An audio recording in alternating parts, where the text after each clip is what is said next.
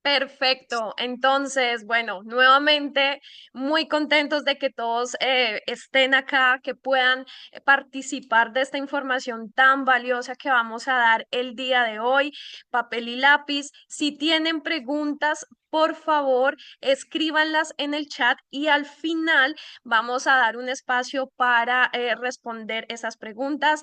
El seminario tendrá una duración aproximadamente de 45 a 50 minutos. Les recomendamos mantengan sus micrófonos en silencio y no rayar la pantalla, que sé que hay veces movemos cositas en el celular y rayamos la pantalla. Y bueno, sin más preámbulo, vamos a dar inicio a este seminario de impuestos 2024. Como, bueno, todos aquí en Canadá saben que los impuestos a todos nos toca, nadie se escapa de tener sí o sí que hacer esta declaración. Ahora está un poquito como la gripa, que parece que todo el mundo tiene gripa. Los impuestos no son diferentes. Entonces, muy contentos de que en serio tengan esta información el día de hoy.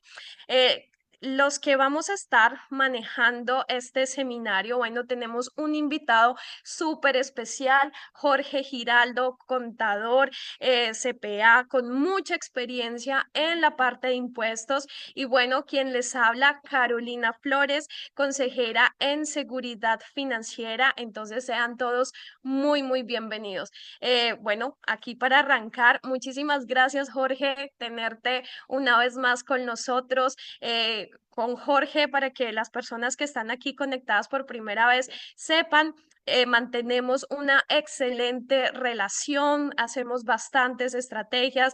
Cada vez que, bueno, tenemos diferentes clientes, podemos ir a consultar de la mano de expertos, que esto es algo muy, muy importante. Entonces, bueno, muy contentos de tenerte el día de hoy y, bueno, arrancamos este seminario. Sí, mami. ¿Listo, Tony? Listo. Bueno, buenos días a todos. Mi nombre es Jorge Giraldo, como Carolina lo dijo. Soy contador profesional acreditado aquí en Canadá, en la provincia de Quebec. Y la idea para hoy es, vamos a hablar un poquito de impuestos de particulares.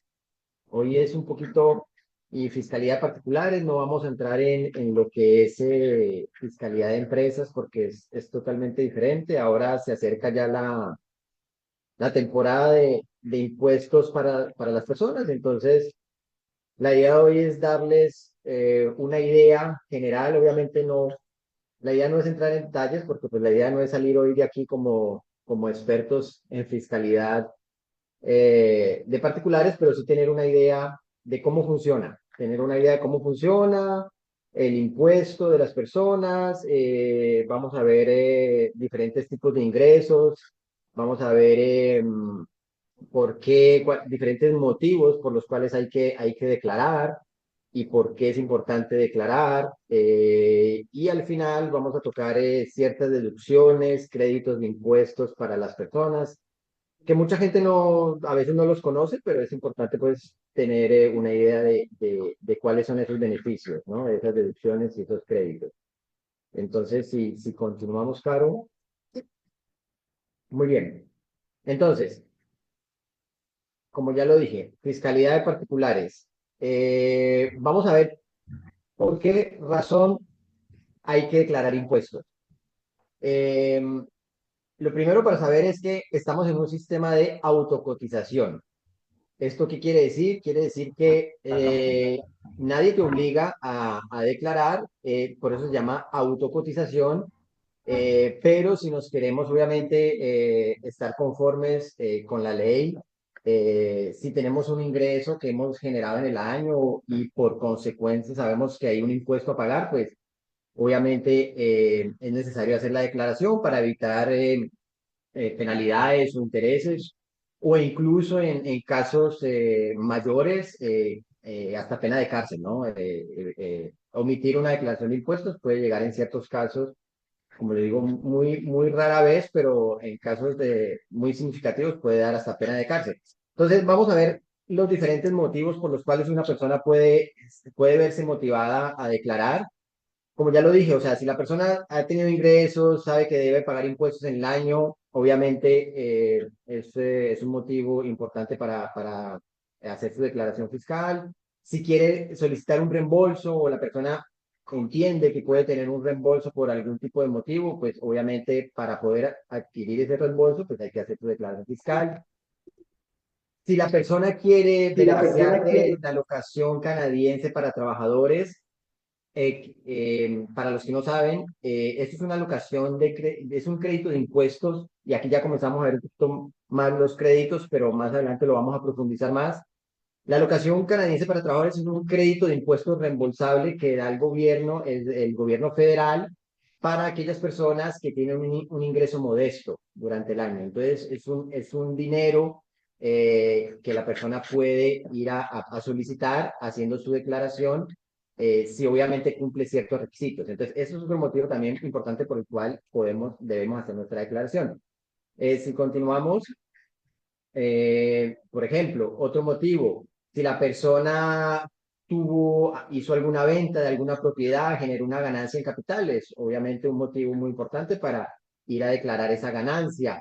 Si la persona cree o piensa que debe reembolsar total o parcialmente algunos beneficios, como puede ser la pensión vejez o el de del seguro de empleo, pues por lo tanto también hay que hacer declaración fiscal. Si la persona ha cotizado a diferentes regímenes registrados de retiro, como puede ser el REER, y beneficiar de esa deducción fiscal, pues vuelvo y lo repito, ¿no? Hay que hacer la declaración fiscal para poder acceder a todos estos beneficios. Si seguimos viendo otro tipo de motivos por los cuales declarar, eh, por ejemplo, hay personas que pueden tener pérdidas fiscales de años anteriores, que las pérdidas pueden ser reportadas a años futuros. Entonces, para seguir con ese reporte de pérdidas, o si la persona cree que hay una pérdida que se generó fiscalmente hablando en el año y la quiere reportar o utilizarla en el año, pues es un motivo también para generar su declaración fiscal. Y si la persona abrió un CELIAP, un CELI, bueno, todo este tipo de regímenes que ya lo hablamos ahorita, hay que generar su declaración fiscal, ¿no? Entonces, estos son muchos motivos por los cuales una persona puede a verse motivada para generar su declaración. Y como lo dije ahora, si una persona no tiene ingresos, no generó ingresos, no tiene impuestos a pagar, pues no necesariamente quiere decir que no debe hacer su declaración. ¿Por qué? Porque hay otros beneficios como los que estamos viendo en este momento, que una persona puede acceder a ellos haciendo su declaración fiscal, como es de pronto la prestación para los hijos. Para las personas que no saben y que tienen hijos, acá en Canadá el gobierno ofrece una alocación familiar y para acceder a ella, pues obviamente es haciendo su declaración de impuestos. Está el crédito también de TPS-BQ, que son otros beneficios sociales que da el gobierno para las personas de ingreso modesto.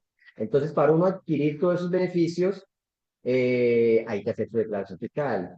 Entonces, no necesariamente la gente tiene que pensar que no generé impuestos, no generé ingresos, no tengo impuestos a pagar, no necesito hacer declaración fiscal. No, hay otros motivos muy buenos por los cuales una persona debería hacer su declaración fiscal en cada año. Bueno, entonces, estos son los diferentes motivos que vimos. Si seguimos, bueno, estamos viendo lo del REER, los ingresos, la cotización del REER, como ya dije, el REER es deductible de impuestos, entonces obviamente hay que declararlo en su declaración fiscal. Entonces, una vez que vimos estos motivos, la idea que quiero mostrarles hoy es entender un poco cómo funciona el sistema de imposición para particulares en Canadá y en Quebec. Entonces, para las personas que no saben, no existe una sola tasa de imposición para las personas, no es decir, no hay una sola tasa y todo el mundo aplica esa tasa y de esa manera se calcula el impuesto. El impuesto de particulares funciona eh, por, por escaleras, si lo puedo llamar de esa manera. Estamos viendo en pantalla las diferentes escaleras que hay. Un comentario que quiero hacer para las personas que no lo sepan Pero hay un crédito en Canadá, un crédito de impuestos que se llama el crédito de base. Ese crédito de base, todo el mundo tiene derecho a ese crédito. No hay requisitos realmente especiales para beneficiar de ese crédito. Ese crédito lo que hace es que viene y anula el impuesto de los primeros 15,000, 17,000 dólares. O sea, es decir, nadie paga impuestos sobre los primeros 15,000, 17,000 dólares de impuestos. O sea, ese dinero está prácticamente exonerado de impuestos porque el crédito de impuestos viene y elimina el impuesto de esos primeros 15,000, 17,000 dólares. Entonces, las personas en Canadá comienzan a pagar impuestos realmente a partir de los ingresos superiores a 17,000 dólares. ¿Y cómo lo pagan? Lo pagan por escaleras. Por ejemplo, estamos viendo que hasta 55, del lado federal, no olvidar que las personas que estamos aquí en la provincia de Quebec pagamos, hay dos impuestos, está el impuesto federal y el impuesto provincial. Entonces, el impuesto federal es hasta 55,000, casi 56,000 dólares, se paga un 15%. Y a medida de ahí, por escaleras, uno va subiendo y va pagando el impuesto que vemos en pantalla. Y lo mismo pasa por el lado de Quebec. Hasta los primeros casi 52,000 dólares, el impuesto es de 14% y va subiendo de manera continua hasta llegar, no hay que olvidar una cosa, el, el, em, el impuesto federal tiene algo que se llama el abattement de Quebec, que es de 16,5%. ¿Qué es el abattement de Quebec? Es una deducción de impuesto que da la parte federal para darle entrada al impuesto provincial, porque si no se haría de esa manera, quedaría la tasa de imposición final quedaría muy alta para una persona, que pagaría federal más provincial, pues sería muy alta. Entonces, hay un mecanismo fiscal que es el Abattement Quebec de 16,5%, que el gobierno federal lo aplica para disminuir un poquito la imposición federal y darle entrada al impuesto provincial. Entonces, más o menos, para las personas que no sabían, espero que esto les quede mucho más claro, se maneja por escaleras y las escaleras las estamos viendo en pantalla. Al final, una persona que combine los dos impuestos y que tenga un ingreso superior, como lo vemos ahí, de 240,000, 250,000, pues los dos impuestos combinados estaría más o menos pagando alrededor de un 50% de impuestos, los dos impuestos, como dije, entre el federal y provincial.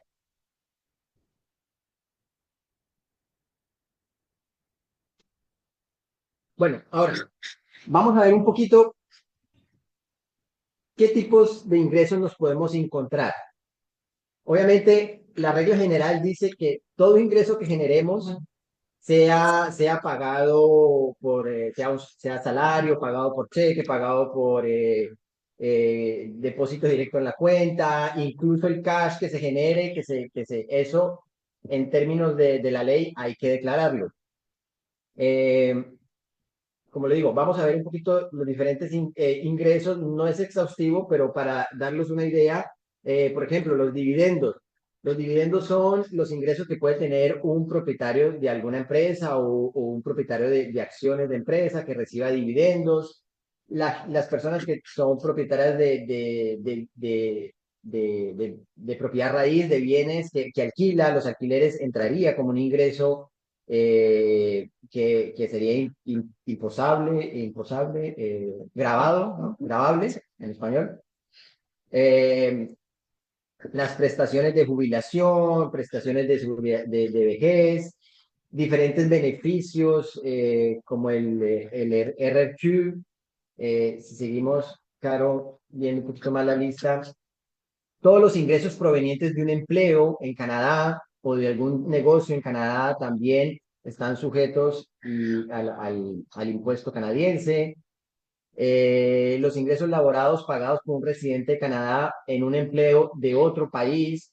Esto es un punto que quiero explicarlo bien, que a veces la gente no lo sabe, pero la ley canadiense estipula que un residente fiscal canadiense debe pagar impuestos por todos sus ingresos mundiales. ¿Esto qué quiere decir? Que no solo es el ingreso que se generó en territorio canadiense, sino que es todo ingreso que se haya generado en el mundo. Tenga la persona un ingreso en su país de origen, como pueda ser Colombia, México, tenga la persona un ingreso en Estados Unidos, en Europa, todo ingreso debe ser declarado en Canadá porque la ley fiscal canadiense estipula que un residente fiscal debe declarar todos sus ingresos mundiales. Entonces eso es muy importante para saberlo porque mucha gente no lo entiende de esa manera. Si seguimos viendo otros diferentes tipos de ingresos, por ejemplo, las ganancias en capital, como lo había mencionado anteriormente, si alguien vendió una propiedad y generó una ganancia en capital o una ganancia ocasional, como se conoce en los países latinoamericanos, también hay que preparar, hay que hacer su declaración de impuestos y declarar esos ingresos. Entonces, acabamos de ver los diferentes tipos de ingresos. Ahora vamos a ver un poquito más en detalle qué deducciones hay y qué créditos hay para las personas, para que las personas los conozcan, no necesariamente, como dije al principio, que se vuelvan expertos en este tema, pero sí que tengan una idea y que puedan discutir con su contador y ver qué deducciones pueden ellos beneficiar. Entonces, vamos a empezar con algunas deducciones. Por ejemplo, gastos de vehículo. Gastos de vehículo y gastos de oficina a domicilio. Lo voy a explicar. Estas son deducciones que solo aplican para personas que sean autónomas, que tengan una actividad comercial como autónomo. Una persona que es empleada, que recibe un salario, no tiene acceso a estas deducciones. Los gastos de vehículo, ¿cómo funciona? Es muy sencillo. La primera recomendación para gastos de vehículos para un autónomo es llevar un registro de su kilometraje, de sus desplazamientos.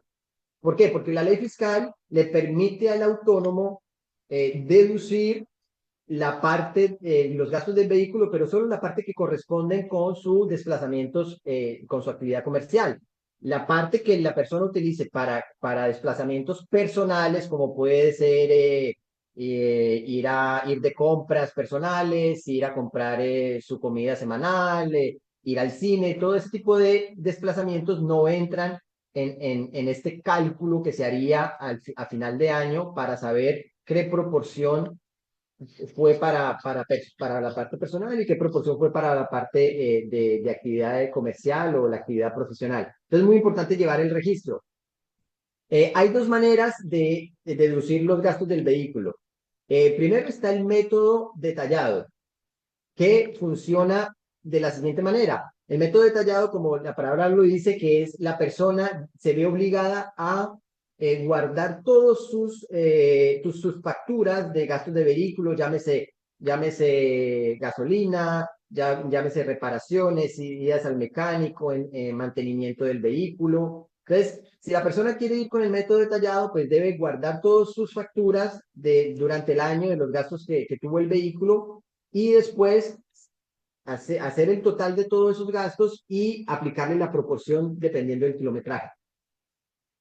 Si la persona no quiere verse en esa obligación de guardar todos estos documentos, hay un método simple para los gastos del vehículo que es una alocación que ya tiene el gobierno determinada, que es que el gobierno le permite a la persona pasar para este año 2024, cada año lo aumentan un poco, pero para este año está en 70 centavos por los primeros 5.000 kilómetros y 64 centavos para los kilómetros más allá de 5.000.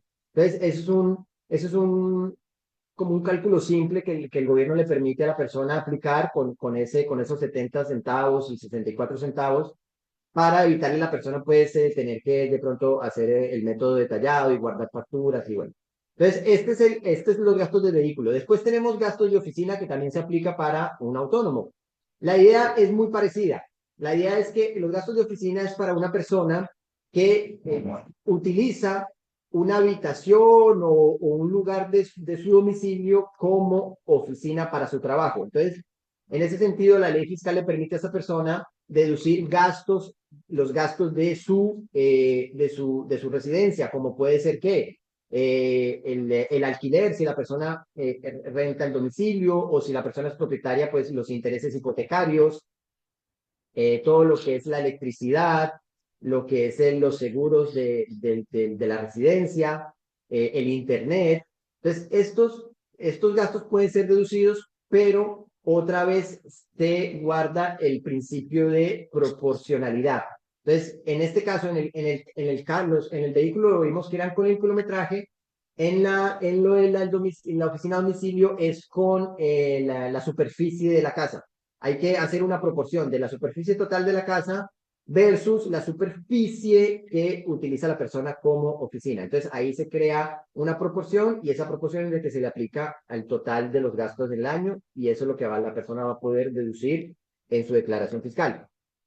Después seguimos con otras deducciones, lo que dijimos ahora del REER, del CEDIAP, que son regímenes de retiro, como es el REER, el CEDIAP es para la adquisición de una primera propiedad, pero lo que hay que saber en esto es que cuando uno cotiza en estos regímenes, esa cotización es deductible de impuestos. Es decir, si una persona en el año cotizó $5,000, para dar un ejemplo, esos $5,000 vienen y reducen el ingreso gravable de la persona. Entonces, en otras palabras, no pagaría impuestos sobre esa cotización. Hay que saber, no para ir mucho en el detalle, pero hay que saber que hay un límite de cotización en estos productos. Cada persona en su red tiene un límite. Es importante no pasar ese límite para no verse penalizado. Si seguimos con otros tipos de deducciones que muchas personas no conocen, están gastos de mudanza. Hay una cierta situación donde la ley fiscal permite a una persona deducir los gastos de una mudanza, que es cuando la persona se muda a más de 40 kilómetros para acercarse a su lugar de trabajo o para acercarse a un lugar de estudios postsecundarios. Es muy importante saber eso.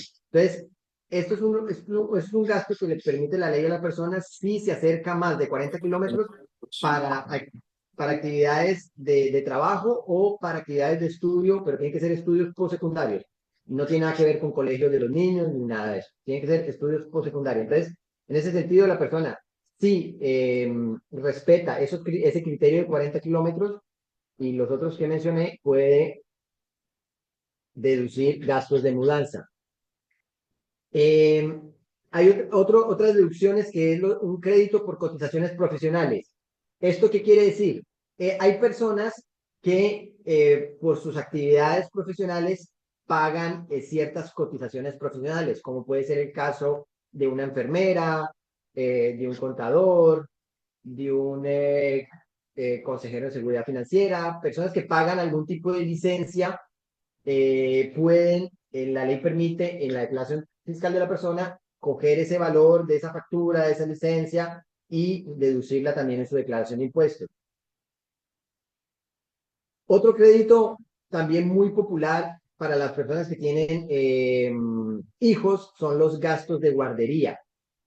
Las personas que pagan para que les cuiden los niños, los hijos, sea una guardería familiar, subvencionada, esos gastos también dan derecho a un crédito en la declaración de la persona.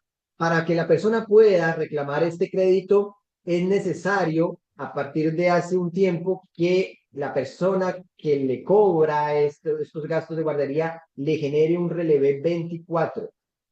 Anteriormente se aceptaba recibos, porque había muchas personas que le pagaban no necesariamente que mandaban los hijos a una guardería, sino que le pagaban a alguien para que cuidaran los hijos en la casa, entonces generaban un recibo. Los recibos ya no son aceptados. Tiene que ser obligatoriamente que la persona tiene que generarle un relevé 24 para que los gastos sean aceptados. Hablando de las personas que pueden cuidar a los niños, no puede ser ni la madre ni el padre del hijo, o no puede ser tampoco la pareja de la persona, porque a veces hay parejas que no necesariamente uno es el padre o la madre del hijo, sino que, entonces esas personas no son aceptadas en esto. Sí puede ser no sé, una tía, un tío, una prima, pero vuelvo a la condición que tiene que generar un relevé 24. Entonces, si no hay relevé 24, no puede haber crédito por gastos de guardería. Bueno, discúlpame, Carlito, hay un producto que es el RL24. Sí, el RL24 es un documento fiscal que genera la persona que ofrece servicios de guardería. Entonces, por los dineros que uno le paga a esa persona a final de año, llámese guardería o llámese algún tipo de institución, esa persona genera un relevé 24, que es un documento fiscal, que es el documento fiscal que uno utiliza para deducir estos gastos de guardería. Formulario. Sí, es como una especie, sí, es como una especie de formulario, exacto. Exactamente. No todo el mundo lo puede formular. Es una persona que esté inscrita y que esté, como quien dice, aprobada para ofrecer ese tipo de servicios. Exactamente. Bueno, si seguimos, hay otro crédito que es por las personas a cargo. Eh, Mucha gente no lo sabe, pero hay un crédito cuando una persona tiene personas a cargo, sean sus hijos o incluso pueden llegar a ser otro tipo de familiares como padres, madres, abuelos, abuelas, hasta sobrinos, pueden pedir un crédito por personas a cargo. ¿Qué quiere decir una persona a cargo? Una persona a cargo tiene que ser una persona que viva regularmente con la persona. Si la persona no vive con uno no puede reclamar un crédito por personas a cargo, porque la idea es que viva con uno y la idea es que uno de los criterios es que uno tiene que proveer a la persona. O sea, uno se hace cargo de las necesidades económicas de la persona. Entonces, eso también existe, un crédito por personas a cargo. Después hay otro crédito también que es para las personas que viven solas. Mucha gente no sabe, pero personas que viven solas también tienen derecho a un crédito de impuestos por persona viviendo sola. Quiero explicar algo aquí. Una persona viviendo sola, pues obviamente se entiende, es una persona que vive sola, pero también puede ser un padre o una madre que es monoparental, que vive con sus hijos menores. Eso también entra en categoría de una persona viviendo sola. Puede ser que los hijos sean mayores si están en estudios a tiempo pleno postsecundarios. También aplicaría como crédito de persona viviendo sola. ¿Listo? Seguimos. Hay otro crédito de impuestos por actividades de los hijos. Las personas que meten durante el año a sus hijos a actividades deportivas, culturales, ese tipo de actividades también da derecho a un crédito por impuestos en la declaración del padre o de la madre.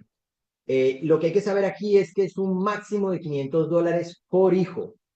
Solo son $500 por hijo y obviamente hay que guardar la factura de la actividad donde el niño estuvo, sea deporte o sea algo cultural. También es posible tener un crédito por el máximo $500 de actividades para los hijos. Hay otro crédito que es el crédito de gastos médicos.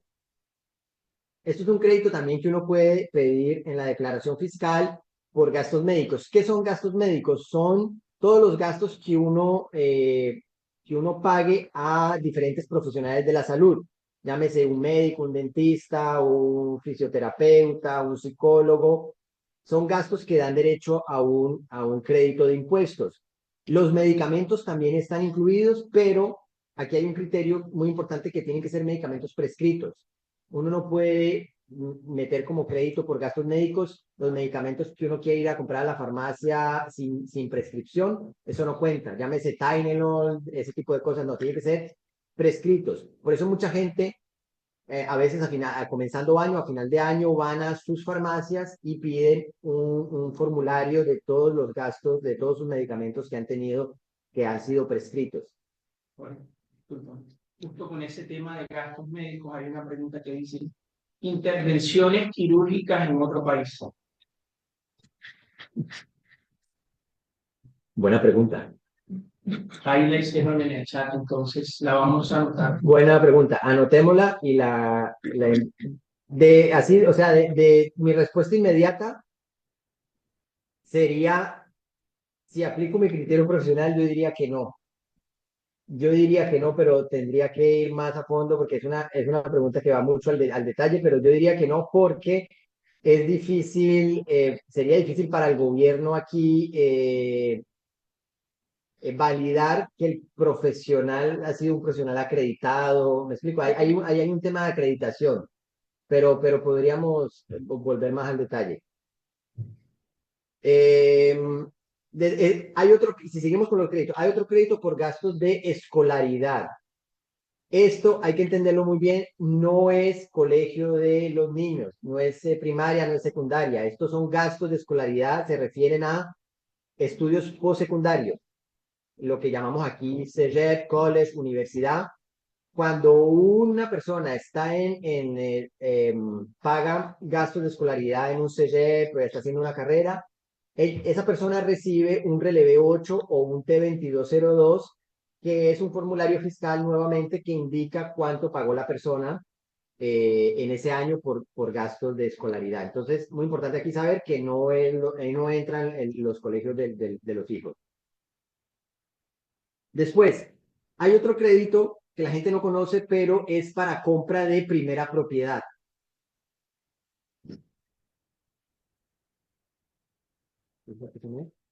¿Sí? Hay otro crédito que es para compra de primera propiedad.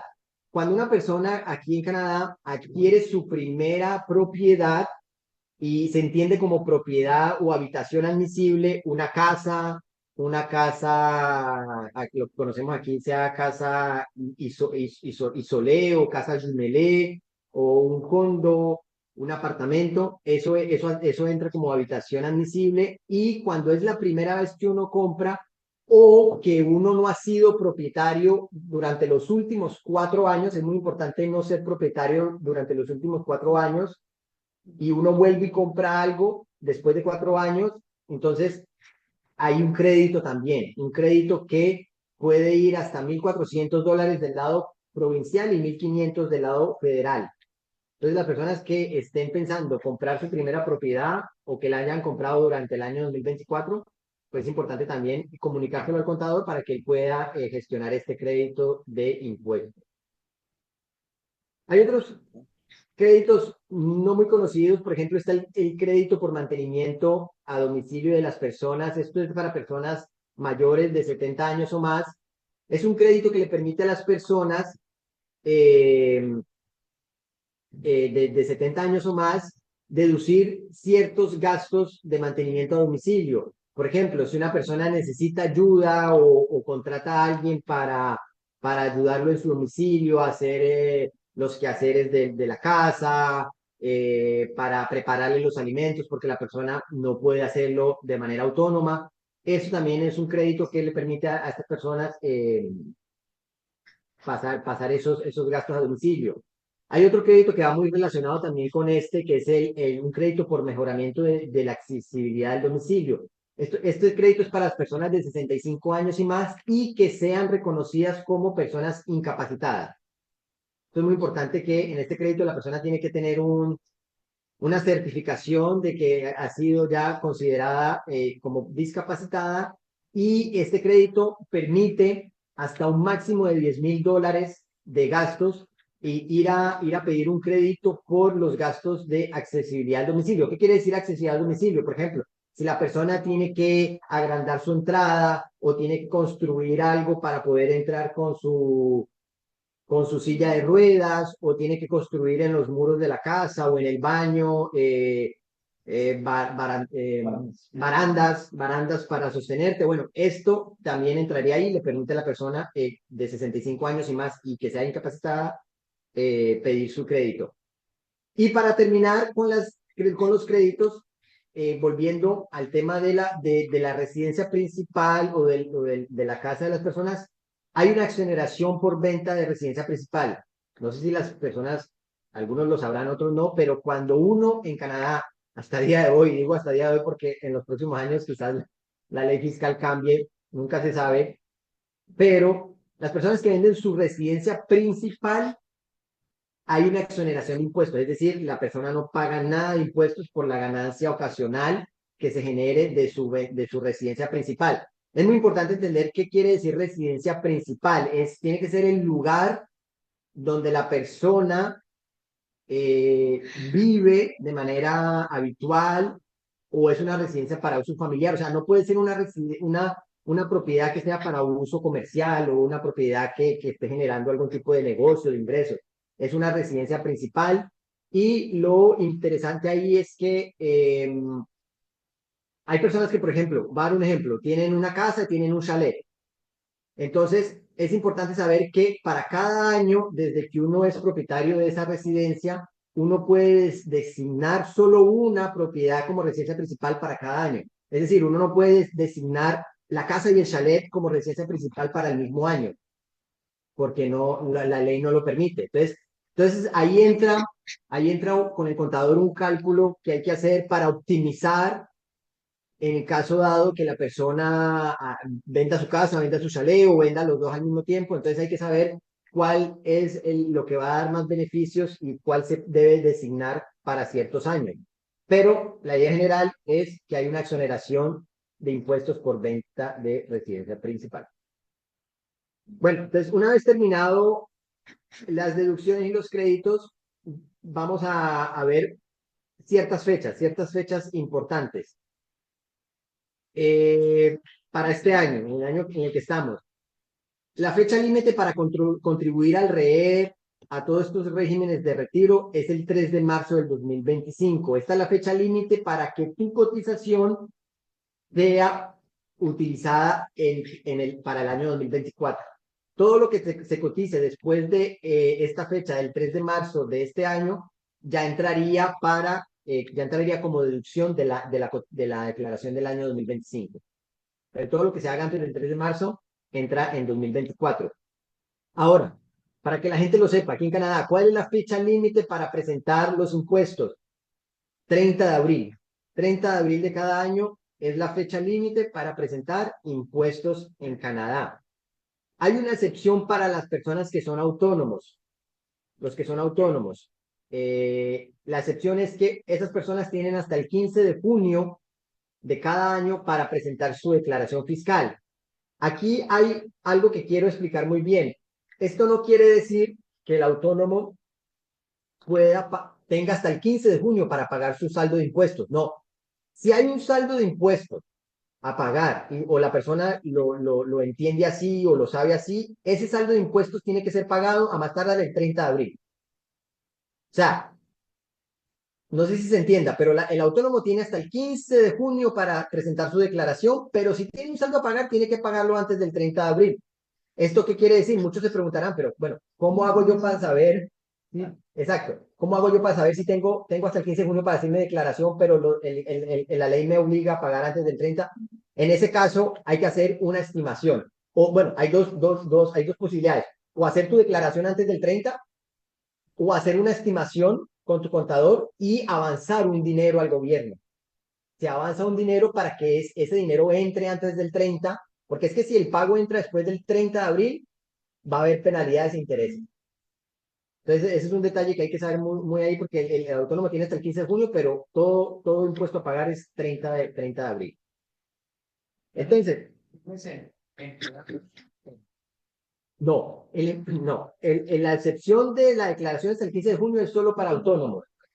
A 30 de abril el saldo a pagar es empleados, todo el mundo. Todo el mundo debe pagar su saldo de impuestos a más tardar el 30 de abril. ¿Listo? Entonces, con esto terminamos lo de los impuestos y espero que les haya quedado una idea mucho más clara de cómo funciona la fiscalidad de particulares en Canadá. Perfecto, Jorge, muchísimas gracias.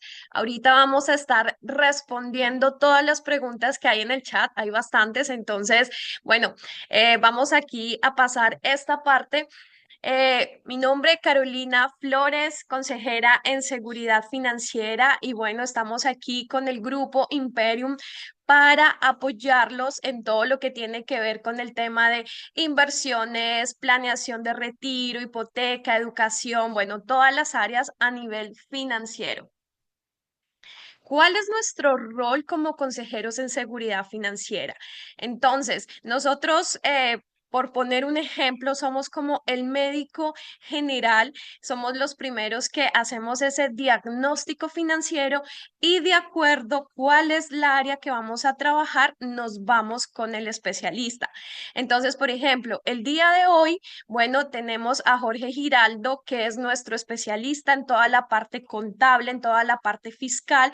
Entonces ya juntos pues podemos empezar a desarrollar y a crear estrategias bien positivas para nuestros clientes. Entonces, ¿cuál es nuestra actividad principal? Es conocerlos, asesorarlos, apoyarlos, guiarlos en todas las tomas de las decisiones financieras que ustedes tengan. Así que, bueno, preguntas, contacten a la persona que los invitó hoy, que seguro les va a poder dar mucha más información y pues esta asesoría no tiene ningún costo. ¿Quiénes somos nosotros? Y bueno, el grupo Imperium representa a una compañía que se llama Experior Financial. Somos una compañía canadiense ya fundados hace más de 11 años y pues bueno, trabajamos por todo el territorio canadiense. Estamos en pues en plena expansión, no solamente Canadá, sino Estados Unidos y otros países. Entonces tengan la plena seguridad que están trabajando con una empresa que es completamente seria, bien formada. Nosotros representamos a las compañías más grandes y reconocidas en Canadá. Trabajamos pues con bancos, aseguradoras, casas de inversión, todo lo relacionado en la parte financiera. Entonces, ya saben que si tienen dudas, bueno, contáctenos que seguro alguno de nuestros especialistas estará disponible para poder resolver todas esas dudas y trabajar con un plan financiero bien sólido.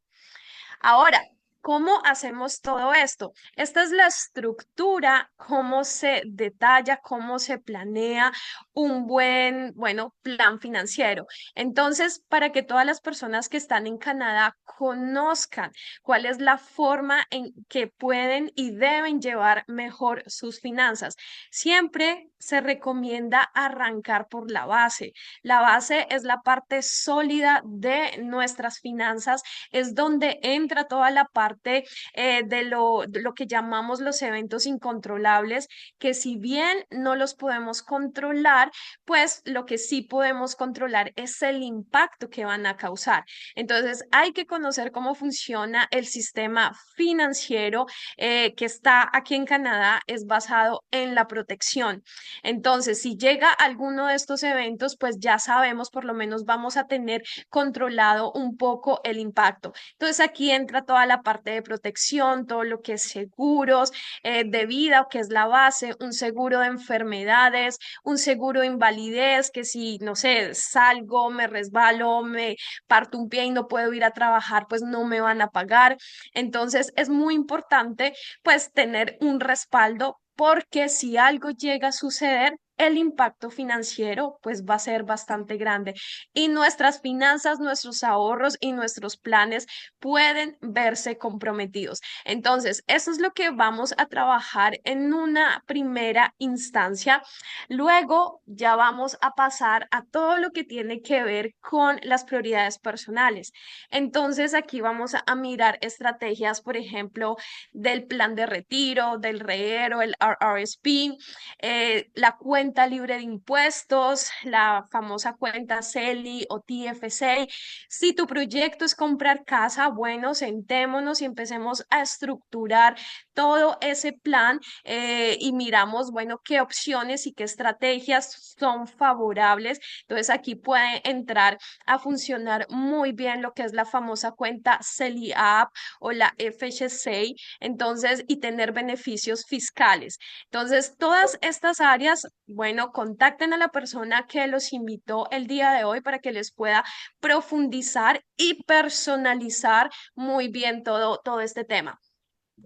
todo el tema de educación, si ustedes tienen niños pequeños, bueno, aquí también vamos a poder ayudarlos con eso, con la apertura de la cuenta para estudios. Entonces, hay demasiado que podemos trabajar, demasiadas áreas en las que podemos ir a trabajar. Y por último, bueno, ya está todo lo que tiene que ver con la parte de crecimiento, con la parte ya de maximizar, de proteger nuestro patrimonio. Aquí ya vamos a buscar diferentes estrategias, diferentes medidas con diferentes productos. Si tu plan es crear empresas, si te vas más por el lado de inversión inmobiliaria, bueno, hay muchos productos que a nivel financiero te pueden beneficiar y también puedes obtener diferentes beneficios a nivel fiscal. Entonces, todo eso, créanme que lo hace el consejero en seguridad financiera. Ese tiene que ser como su primer referente. Ya dependiendo cuál es la estrategia, nos vamos a ir con un especialista si ese es el caso. Entonces, bueno, aquí la propuesta es, antes de pasar a responder las preguntas, es bueno, contacten a la persona para que les haga un análisis financiero personalizado, completamente gratis, no tiene ningún costo y créanme que esta información tiene un impacto en nuestra vida financiera. A mí me hubiera encantado, yo llevo 10 años en este país y me hubiera encantado conocer todo lo que tiene el sistema financiero pues desde el inicio. Y si no, si de repente tú ya estás ok, ya tienes todos tus vehículos e instrumentos financieros al día, ya estás al día con todo tu plan financiero. Bueno, comparte esta información que seguro hay muchas personas que sí o sí necesitan pues de escuchar de esta información.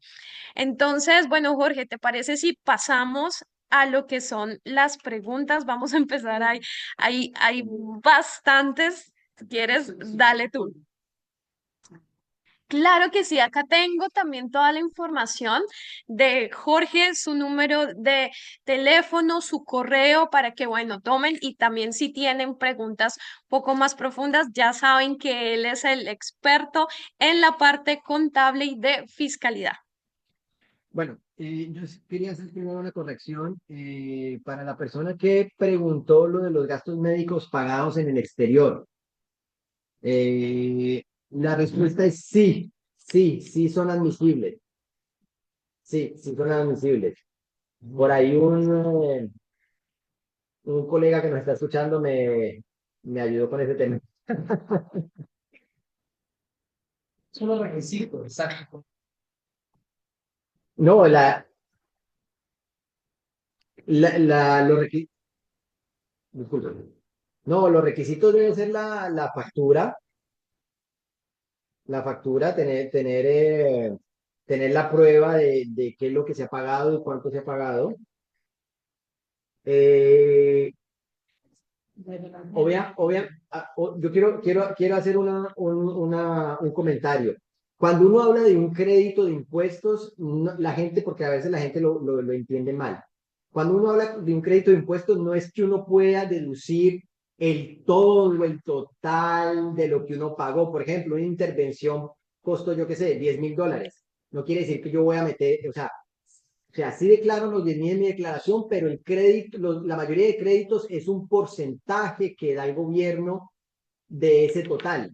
Y en el caso del tema de los gastos médicos, hay un cálculo ahí muy especial que se hace que no voy a entrar en detalle porque sí es complejo, pero hay muchas variables que en los sistemas fiscales nos ayudan a nosotros a preparar ese tema. Pero no es que voy a deducir los 10,000, ni que el gobierno me va a devolver los 10,000 o no. Es un crédito que se calcula sobre el total que uno declare de gastos de médicos. Entonces, los gastos médicos, sí, pagados en el exterior, sí son admisibles. Yo por aquí había visto, sí, Sí, vamos aquí en orden. hay una persona que pregunta, ¿hace cuántos años se puede reportar una pérdida fiscal? Una pérdida fiscal Hay dos tipos de pérdida fiscal para responder a esta pregunta. Hay una pérdida fiscal que es lo que llamamos pérdida, es una pérdida otra que en capital, y ahí está y están las pérdidas en capital. A ver, me explico. Una pérdida otra que en capital es una pérdida que se genera por ejemplo, de tu actividad comercial o tu actividad de profesional. Es una pérdida de empresa, si se puede decir. Porque una Amor, pérdida de capital, ¿te bañas tú o baño mío? porque una pérdida en capital es cuando se genera una pérdida seguida de la venta de una propiedad. Eso es lo que llamamos una pérdida en capital. Una pérdida otro que capital es una pérdida, ¿cómo lo explico? Una pérdida de tu actividad comercial. Es decir, un La autónomo bancarrota. tiene venta, tienes gastos y creó una pérdida en ese año. Entonces, una pérdida otra que en capital puede ser reportada hacia el pasado, porque es posible, hasta un máximo de 3 años.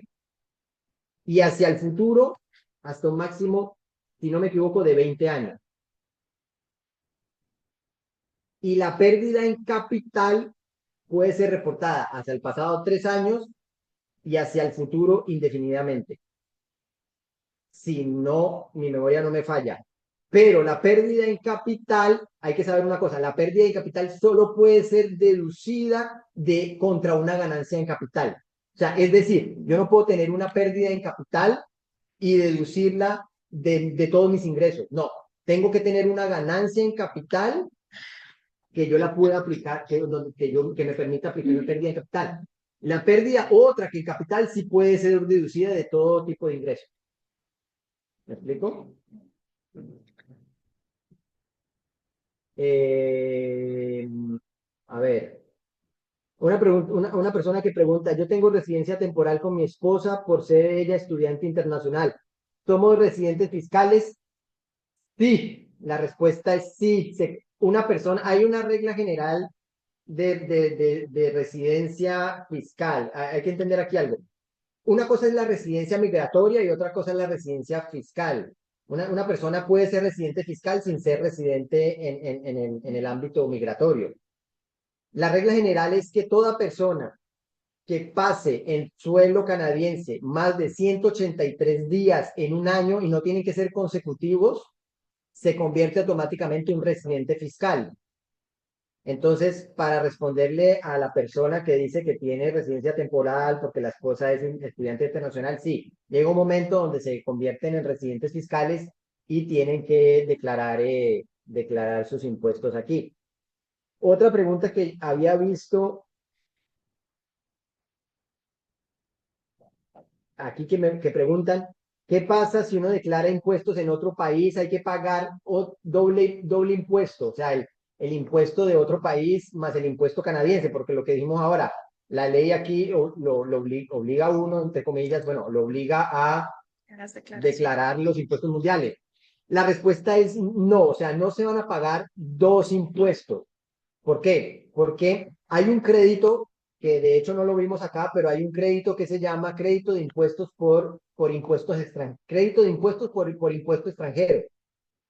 ¿De qué pasa? Que cuando una persona declara en dos países, aquí por el impuesto que la persona pagó en el otro país, aquí esa persona beneficia de un crédito de impuestos por impuesto extranjero, que ese crédito viene y disminuye y elimina el impuesto que ya pagó en otro país, porque sería pues muy injusto que una persona termine pagando dos impuestos sobre...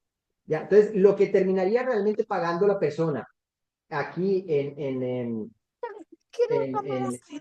la declaración canadiense sería quizás si hay un balance, porque obviamente todos los,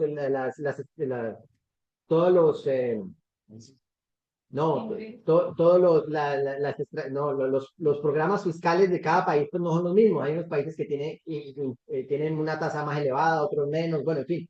Entonces, si en Canadá se genera por ese mismo ingreso un saldo a pagar, pues la personería terminaría pagando ese saldo acá. Entonces, pero no es que se pague dos impuestos. No sé si quedó claro. Sí. A ver, ¿qué otra pregunta? que si alguien tiene pues, los gastos de venirse para acá a estudiar una cantidad de dinero,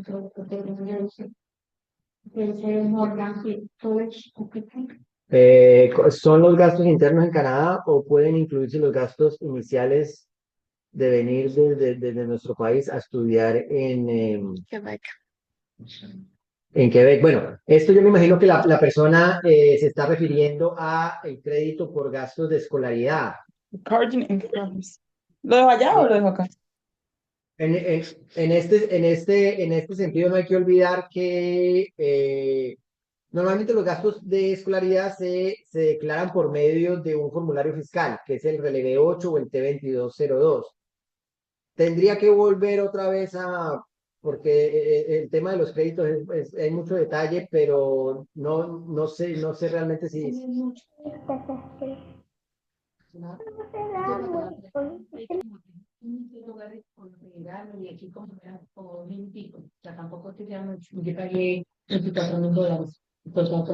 Sí, pero tú pagas, tú estudiabas aquí en suelo canadiense. Sí, claro. O sea, por el crédito de estudio, Ujú. yo pagué, digamos, yo pagué por mi college, yo pagué $24,000. Pero mi crédito que me dieron realmente, que le queda, fueron Ujú. como $3,500. Sí, Y exacto. otro inicial fueron como. Pero, exacto, porque es lo que te explicaba ahora, porque ellos aplican es un porcentaje. Pero, sé que No, no, no. Si yo hice, si el año pasado hice mi declaración de impuestos, pero no metí el relevé de gastos de guardería, ¿puedo hacerlo este año? Buenísima pregunta también. Me la voy a anotar porque es así, no. Ok. Y respecto Porque al. hay ciertos gastos que pueden ser reportados, pero otros no. Ok, entonces vamos a tener esa pregunta. Y respecto al tema de pérdida fiscal, una persona dice, yo padecí una estafa y perdí una cantidad de dinero ahorrado para mi pensión en 2024. ¿Eso es pérdida fiscal? Que una persona recibe una estafa. Lo estafaron, perdió dinero, que si eso es considerado pérdida fiscal. No, no, porque, o sea, una pérdida fiscal es una pérdida que subyace de una actividad laboral. ¿Me explico? Ujú. Si la persona lo que entiendo yo, la persona quiso contribuir a algún tipo de retiro, ¿no? Algún tipo de. Si tenía sus ahorros, lo estafaron, perdió No, sus no, no. ahorros, no entra. Eso no, eso es algo personal que la persona pues Ok. tuvo Si mala. pedí un préstamo para optimizar mi CELI o mi REER, ¿los intereses de ese monto son deducibles de impuestos? No, no, hay que entender una cosa. Los intereses los intereses de un préstamo se convierten deductibles cuando el préstamo es utilizado para generar un ingreso. Es decir, si yo, si yo adquiero un préstamo, por ejemplo, hipotecario, compro un apartamento, pero ese apartamento lo alquilo, estoy generando un ingreso. Esos intereses hipotecarios son deductibles en mi declaración porque los estoy deduciendo de un ingreso que estoy generando. Si yo adquiero un préstamo a título personal para algo personal, eso no es deductible. Es, por ejemplo, la persona que tiene una propiedad, tiene un préstamo hipotecario de su casa, esos intereses no son deductibles. La persona no lo puede deducir en ningún lado porque pues su casa es de uso personal. Pero si trabaja como autónoma, Sí, lo que decíamos ahora, si la persona es autónomo y utiliza un espacio de la residencia como oficina, los intereses entrarían ahí en proporción a la superficie, como habíamos hablado. En ese caso sí, porque hay una porción de la casa que está utilizando para generar un ingreso. Sí. pagan los impuestos, unos intereses cuando los créditos por la ley. También, sí, la persona, por ejemplo, que decía nuestra compañera, compra un carro financiado para Uber. Sí, obviamente el Uber está generando ingresos, los va a declarar y los intereses entrarían como un gasto deductible de ese ingreso. Si tienes una persona a cargo que viene de un proceso de apadrinamiento, ¿se puede tener la deducción de impuesto? A ver, ¿dónde la... Repíteme, por favor.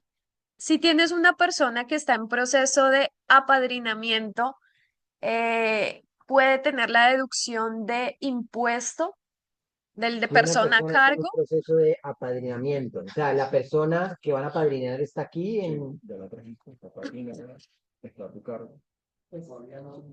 Podría tener la deducción de impuestos. ¿Qué tipo de deducción está hablando? La deducción, por ejemplo, de persona a cargo. Ah, la deducción por persona a cargo. Sí, siempre y cuando la persona viva contigo y siempre y cuando la persona tenga un lazo de sangre. O sea, tiene que ser familia, lo que habíamos hablado ahora.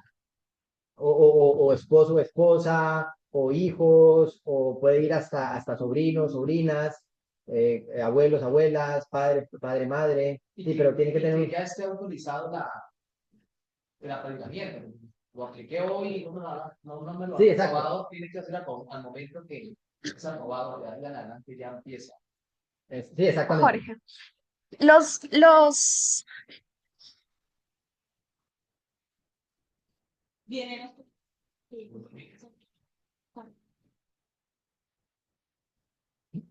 Tiene que ser... Para el apadrinamiento de requisitos, no todo el mundo. Entonces, el crédito que está pidiendo el exterior, sí. No, puede, a ver, no, puede, sí, no, ya tengo la respuesta. Puede ser personas mayores que estén estudiando en estudios postsecundarios. Sí. Puede ser sí, pero hay una regla. Habíamos dicho, es que hay créditos que se conjugan.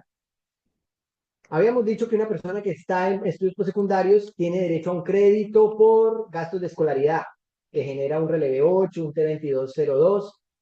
La regla es que si la persona quiere deducir crédito de persona a cargo por esa persona mayor, sobrino que está estudiando, no puede, ese estudiante, esa persona no le puede transferir, porque hay créditos que son transferibles. Hay créditos que uno los puede transferir, si uno no los necesita, hay créditos que uno los puede transferir al padre o a la madre o entre esposos. Entonces, ese crédito de gastos de escolaridad, el estudiante no se lo puede transferir a nadie o a la persona que quiere pedir una deducción por persona a cargo. Ese crédito no lo, o sea, la persona no puede, como quien dice, pedir el crédito por persona a cargo y aparte también pedir el crédito de escolaridad de su hijo mayor que está estudiando. O sea, no, exactamente. ok,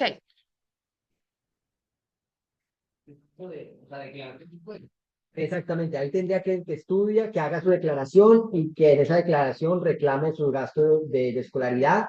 Si no necesita su gasto de escolaridad en el año para deducir sus impuestos porque no generó ingresos, puede ser reportado. El gasto de escolaridad es reportado. O sea, es acumulable para sí, es reportado al siguiente año. O sea, la persona no lo pierde.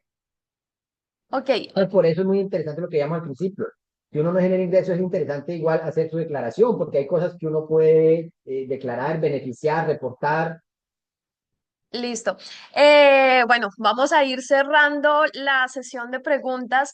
Si el empleador, no, si mi empleador y el de mi esposa en 2024 están fuera de Canadá y es una agencia de Naciones Unidas, ¿debo declarar? Sí, claro. Es un ingreso mundial. Si tú eres residente fiscal canadiense, debes declarar, sí, lo Ok, que ganaste. perfecto. Por cuestiones económicas, alguien está viviendo conmigo por un tiempo determinado. Tengo que declararlo. La persona colabora con los servicios y comida. A ver, voy a leer las redes. Por cuestiones económicas, alguien está viviendo conmigo por un tiempo determinado. Me colabora con los servicios y comida. Bueno, aquí veíamos que depende de quién es la persona, que es porque está el criterio de lazos de familiaridad, está los lazos de sangre, entonces hay que ver quién es la persona. Si es un amigo, una amiga, no. Pero si es un sobrino, una sobrina, sí. Y llegó esa la casa Ok. y es como una vieja, lo que cobra y le hace el documento, usted dice, ¿verdad? Para que, bueno, A ver, repite tu idea. Si es, entonces, si es alguien que llegó y no es familia, y es alguien que está ahí y aporta con comida mientras está 6 meses ahí, y él quiere, digamos, si es un estudiante que está viviendo ahí, él puede pedirle al señor para descontar, desde enviar el formulario y decir que está. ah, para descontar que, que el gasto que le está pagando a la Exacto. persona como por vivienda. Pues ya que dice, usted dice, es la persona quien está dueño de los propietario del espacio. Ok. O sea, estamos hablando como si le paga un alquiler. Exacto.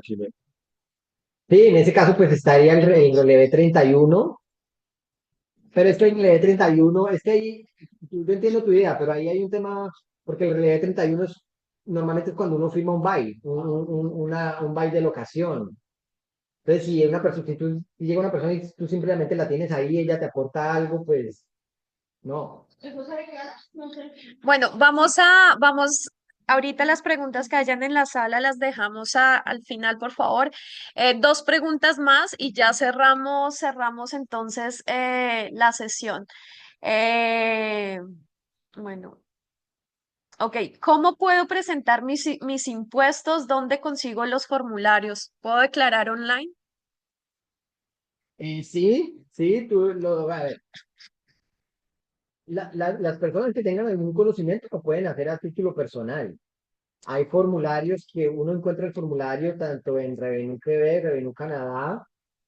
Entonces uno puede llenar los formularios, mandar el formulario por correo, o bien hay también sistemas en línea que le permite a la persona, obviamente sistemas pagando, ¿no? Pagando, la persona puede pagar algún tipo de sistema, como puede ser, se me viene a la mente turbo impuestos, turbo ampo, y a partir de ese sistema la persona puede generar y diligenciar su declaración fiscal.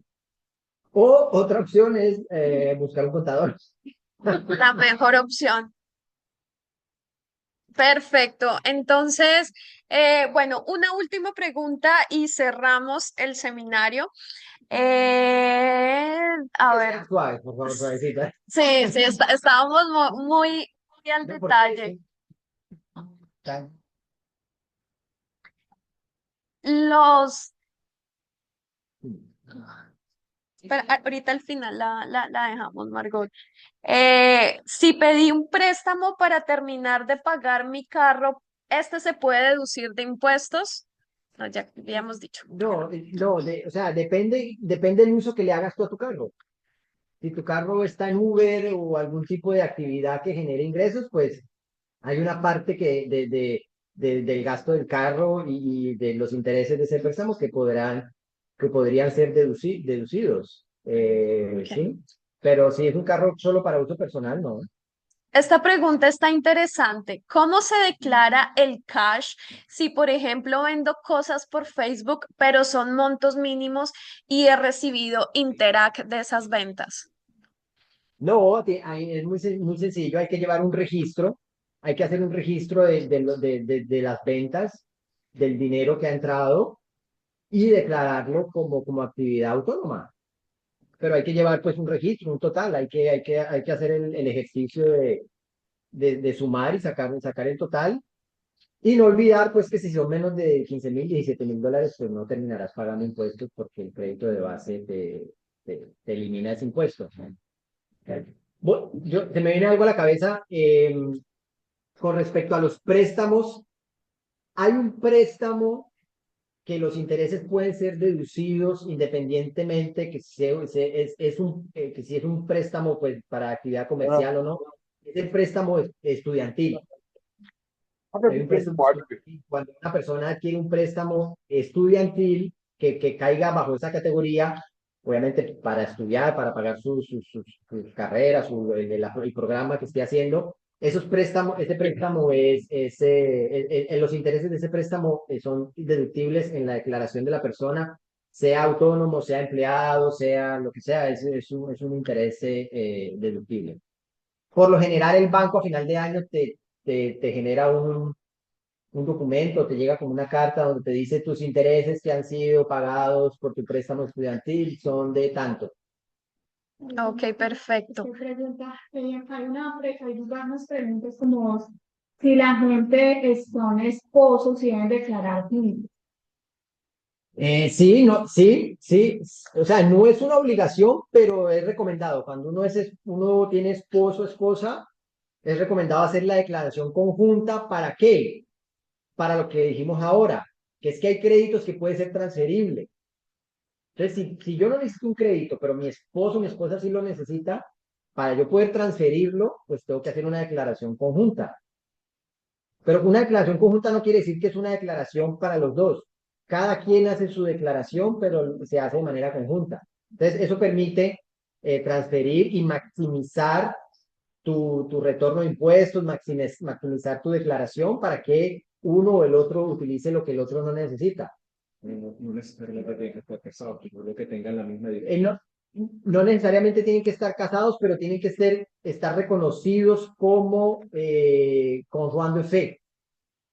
Conjuando de fe sería unión libre, unión libre, unión libre. con la misma dirección. Con la misma dirección, sí, sí, sí, sí, sí. Serían reconocidos como unión libre, claro. Sí. Perfecto. Bueno, muchísimas gracias. Sé que quedaron algunas preguntas, pero entonces contacten a la persona que los invitó el día de hoy al seminario y bueno, ya también tienen la información de Jorge si tienen preguntas un poco más a detalle. Bueno, vamos a tomarnos el tiempo para analizar cada caso, cada situación en particular. Muchísimas gracias por la asistencia el día de hoy. Y recuerden la fecha 3 de marzo de este año para poder contribuir a su cuenta de retiro, a su REER, a su RRSP. Entonces, contacten por favor a su consejero para que los pueda guiar en este proceso. Muchísimas gracias y nos vemos en nuestros próximos seminarios.